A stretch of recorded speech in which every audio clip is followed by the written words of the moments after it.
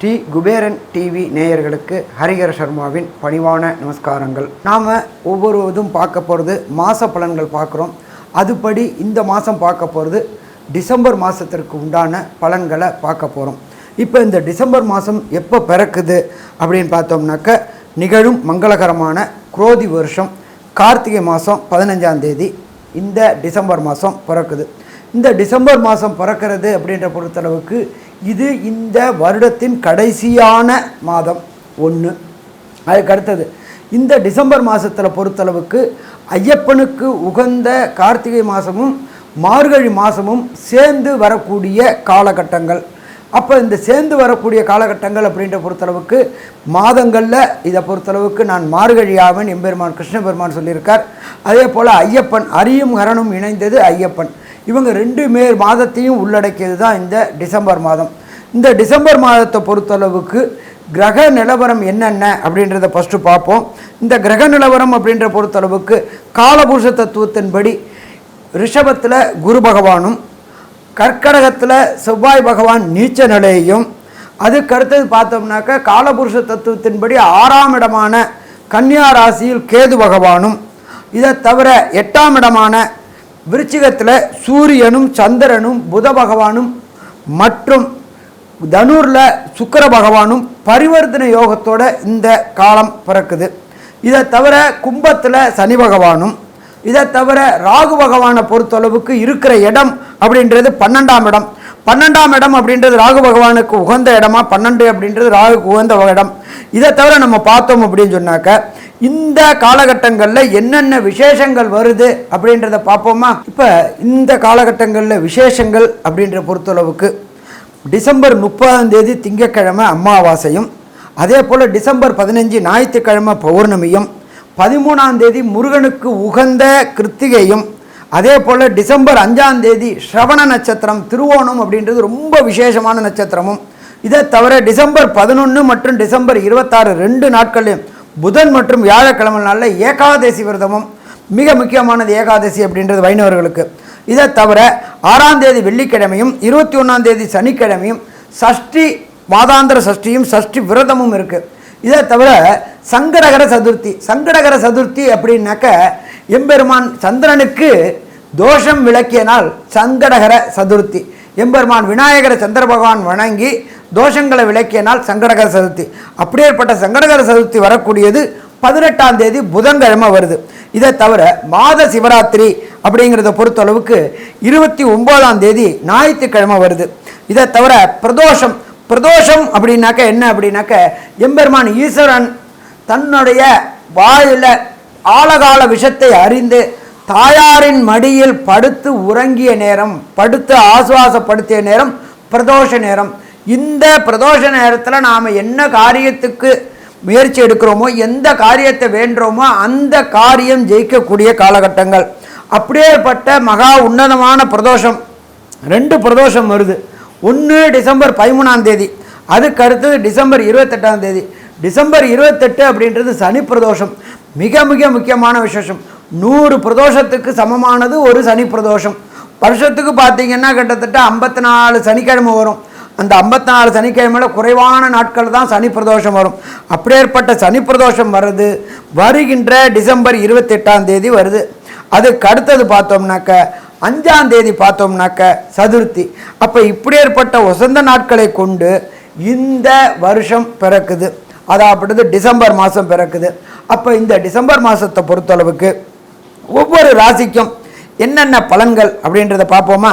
அன்பார்ந்த மிதுன ராசி என்பர்களே, உங்களுடைய ராசிநாதனான புதன் 6ஆம் இடத்தில் சூரியன் சந்திரன் புதனோடு சேர்ந்திருக்கிறார். எப்பொழுதுமே பார்த்தோம்னாக்க மிதுன ராசி அப்படின்றத பொறுத்தளவுக்கு நல்ல மூலக்காரங்க, நல்ல வேலைக்காரங்க அப்படின்னு சொல்லக்கூடியவங்க. அப்படியேற்பட்ட மிதுன ராசி என்பவர்களுக்கு ராசிநாதன் புதன் இருக்கிறது. புத ஆதிபத்திய யோகம். புதனும் சூரியனும் சேர்ந்திருந்தால் அது புத ஆதிபத்திய யோகம் பெற்றிருக்கிறாங்க.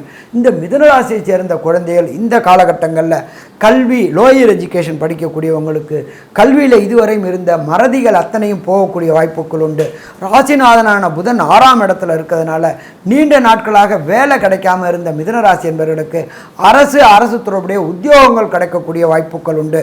உங்களுடைய 12ஆம் இடத்துல இருந்துக்கிட்டு குரு பகவான் சூரியனை பார்க்கறது, குரு பகவான் புதனை பார்க்கறது அப்படின்றது சிவ ராஜயோகம்னு பேர்.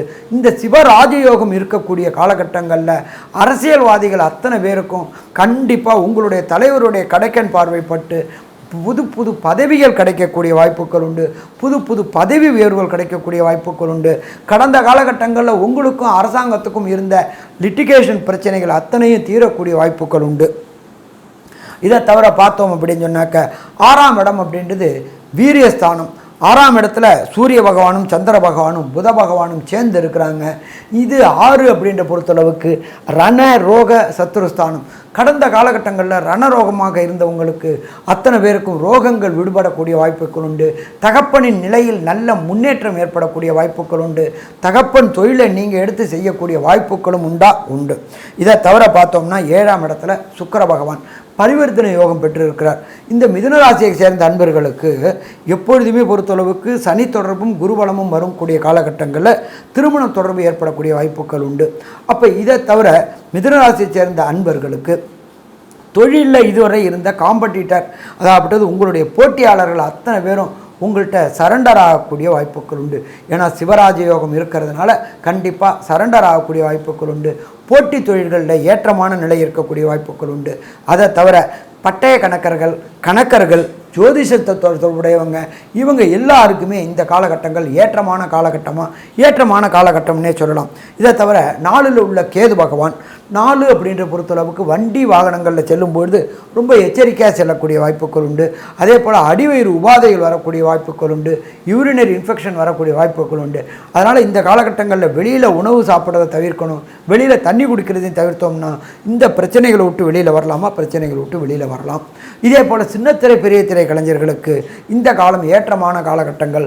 அதுவும் பேக்கில் இருக்கக்கூடிய cameraman, lightman, director, art director மற்றும் ஒளி பதிப்பாளர்கள் இவங்க எல்லாருக்குமே சவுண்ட் எஃபெக்ட் உள்ளவங்க இவங்க எல்லாருக்குமே இந்த மிதுன ராசிக்காரர்களுக்கு டிசம்பர் மாதம்ன்றது ஏற்றமான காலகட்டங்கள் உண்டு. இதை தவிர கம்யூனிகேஷன் பாவம் என்று சொல்லிக்கின்ற தகவல் தொடர்புக்காரங்கள் ஏர்டெல், ஜியோ, பிஎஸ்என்எல் போன்ற வேலை பார்க்கக்கூடிய அத்தனை இன்ஜினியர்களுக்கும் இந்த காலகட்டம் ஏற்றமான காலகட்டம்னு சொல்லலாமா? ஏற்றமான காலகட்டம். அதே போல் ஜோதிட சாஸ்திரத்துப்படி 10ஆம் இடத்தில் ராகு பகவான் இருக்கிறார். ராகுக்கு இடம் கொடுத்த குரு பகவான் கோதண்ட ராகு ஆகிறாரு. இதுவரை தொழில் செய்யக்கூடிய, அதாவது தனியப்பட்ட முறையில் வியாபாரம் செய்யக்கூடிய அன்பர்களுக்கு வெளிமாநிலம் தொடர்பு ஏற்பட்டு அந்நிய டாலர்களும் தினார்களும் இந்த காலகட்டங்களில் குவியக்கூடிய வாய்ப்புகள் உண்டு. தொழிலை விஸ்தீரணம் பண்ணக்கூடிய வாய்ப்புகள் உண்டு. தொழில் பார்க்கக்கூடிய இடத்த இன்டீரியரை டிசைனிங் பண்ணக்கூடிய வாய்ப்புகள் உண்டு. புதிய ஃப்ரான்ச்சைசி எடுக்கக்கூடிய வாய்ப்புகளும் உண்டு. 6ஆம் இடத்தில் சூரியனும் புதனும் இருப்பதனால் கண்டிப்பாக உங்களுக்கு விசுவாசமான தொழிலாளர்கள் கிடைக்கக்கூடிய வாய்ப்புகள் உண்டு. எப்போதுமே பார்த்தோம்னாக்க விசுவாசமான தொழிலாளர்கள் இல்லை அப்படின்னு சொன்னாலே நம்மளால் சர்வேவல் ஆக முடியாது. நம்மளே ஒருத்தரே எல்லா வேலையும் செய்ய முடியாது. அப்போ விசுவாசமான தொழிலாளர்கள் ஏற்படும்போது ஃப்ரான்ச்சைசி ஏற்படக்கூடிய வாய்ப்புகள் உண்டு. அதே போல் கேக் ஷாப் வச்சுருக்கக்கூடியவங்கள், அதே போல் உணவு பதப்படுத்தக்கூடியவர்கள், உணவு காரியங்கள் வச்சுக்கக்கூடியவங்க, இதே போல் சந்திரனுக்கு தொடர்புடைய இரும்பு ரசாயனம் கெமிக்கல் செய்யக்கூடிய தொடர்புடைய அத்தனை பேருக்குமே இந்த டிசம்பர் மாதம் ஏற்றமான காலகட்டம்னு சொல்லலாமா? ஏற்றமான காலகட்டங்கள்னு சொல்லலாம். இதை தவிர ராசிக்கு 12ல் குரு பகவான் வக்ர நிலையை அடைஞ்சிருக்கிறது அப்படின்றது பொறுத்தளவுக்கு உங்களுடைய அயன சயன போகங்கள் பாதிக்கப்பட்டு அதன் மூலியமாக பொருளாதாரத்தில் ஏற்றம் இருக்கும். என்ன உடல் உழைப்பு கூடக்கூடிய வாய்ப்புகள் உண்டு. நாம் உடல் உழைப்பு போட தனக்காரகனான குரு நம்மளோட வந்து சேருவார். அதே போல் நீண்ட தூரம் பயணம் செய்யக்கூடிய டிராவல்ஸ் வச்சுருக்கக்கூடியவங்க அத்தனை மிதுனராசி என்பவர்களுக்கும் இந்த டிசம்பர் மாதம் புதிய வாடிக்கையாளர்கள் கிடைச்சி நீண்ட தூர பயணங்கள் மேற்கொள்ளக்கூடிய வாய்ப்புகளும் உண்டு. சரி, இந்த டிசம்பர் மாதம் 31 நாள், இந்த டிசம்பர் மாதம் 31 நாளில் ஒரு சில நாட்கள் வந்து சுபகாரியங்கள் தவிர்க்கக்கூடியது. மிதுன ராசியை பொறுத்தளவுக்கு சுபகாரியங்கள் தவிர்க்கக்கூடியது அப்படின்றது சந்திராஷ்டம தினங்கள் அப்படின்றது உங்களுடைய நட்சத்திரத்திற்கு 17வது நட்சத்திரமாக வரக்கூடியது சந்திராஷ்டம தினம். அப்போ இந்த சந்திராஷ்டம தினங்களில் புதிய முயற்சிகள், புதிய முடிவுகள் எடுக்கிறத தவிர்ப்பது சிறந்ததாக இருக்கும். அப்படியே ஏற்பட்ட மிதுன ராசி என்பவர்கள் தவிர்க்கக்கூடிய நாட்கள் 5ஆம் தேதி மற்றும் 6ஆம் தேதி சந்திராஷ்டம தினங்கள். இந்த சந்திராஷ்டம தினங்களில் புதிய முயற்சிகள் எடுக்கிறது தவிர்க்கிறது அப்படின்றது மிக சிறப்பாக இருக்குமா? மிக சிறப்பாக சிறப்பாக இருக்கும். சரி சாமி, நான் புக் பண்ணிட்டேன், வேறு வழி இல்லை, போய் தான் ஆகணும் அப்படின்னா அருகில் இருக்கக்கூடிய பெருமாள் கோயிலுக்கு தயிர் வாங்கி கொடுத்துட்டு பயணங்களை தொடர்ந்தோம்னா பிரச்சனைகளை தவிர்க்கக்கூடிய வாய்ப்புகள் உண்டு.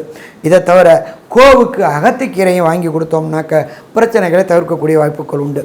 சரி, ஒரு சில மிதுனராசி என்பவர்களுக்கு தசாநாதனோ புத்திநாதனோ அந்தரநாதனோ சூட்சுமநாதனோ சரியில்லை அப்படின்னா அவங்க வணங்க வேண்டிய தெய்வம் எம்பெருமான் திருவரங்கத்தில் உள்ள எம்பெருமான் பள்ளி கொண்ட ரங்கநாத பெருமாளை வணங்கணும். இதை தவிர சந்திர புஷ்கரணிலையும் சூரிய புஷ்கரணிலையும் ஜலம் பிரதோஷம் பண்ணிக்கணும். அதே போல் ஒரு வெள்ளிக்கிழமை அன்னைக்கோ அல்லது சனிக்கிழமை அன்னைக்கோ எம்பெருமான் ரங்கநாத பெருமாளுக்கு திருமஞ்சனம் செய்து கொண்டு வந்தாலும் சரி, திருவரங்கத்துக்கு சென்று வழிபடும் பொழுது நம்மளுடைய குறைகள் அத்தனையுமே தீரும். சரி, மொத்தத்தில் பார்த்தோம்னா மிதுனராசி என்பவர்களுக்கு இந்த டிசம்பர் மாதம் எப்படி இருக்கும் அப்படின்னு பார்க்கனாக்கா கல்வியில் உள்ள தடைகள் அத்தனையும் விலகும். விரும்பிய பல்கலைக்கழகங்களில் இடம் கிடைக்கக்கூடிய வாய்ப்புகள் உண்டு. அதே போல் 10ஆம் இடம்ன்றது ராகு இருக்கிறதுனால அந்நிய மதம் அந்நிய மொழி பேசுகிறவங்க கூட தொடர்பு ஏற்பட்டு அதன் மூலியமாக திடீர் வருமானங்கள் ஏற்படக்கூடிய வாய்ப்புகள் உண்டு. அந்நிய தேசத்தில் உங்களுடைய தொழிலை தொடங்கக்கூடிய வாய்ப்புகள் உண்டு.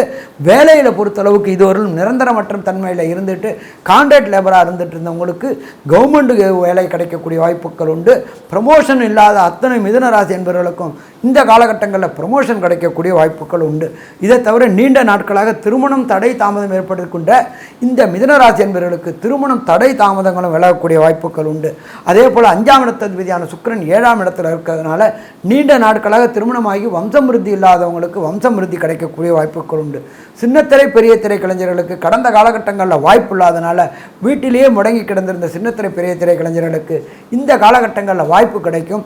அதுவும் பார்த்தோம்னா 10ஆம் இடத்துல ராகு இருக்கிறதுனால வெளியூர் வெளிமாநிலம் வெளிநாட்டில் வாய்ப்பு கிடைச்சி கடந்த காலகட்டங்களில் வாங்கின மாதிரி மும்மடங்கு வருமானம் வாங்கி கடந்த காலகட்டம் வாங்கின கடன்களை அடைக்கலாம் அப்படின்றதும் உண்டு.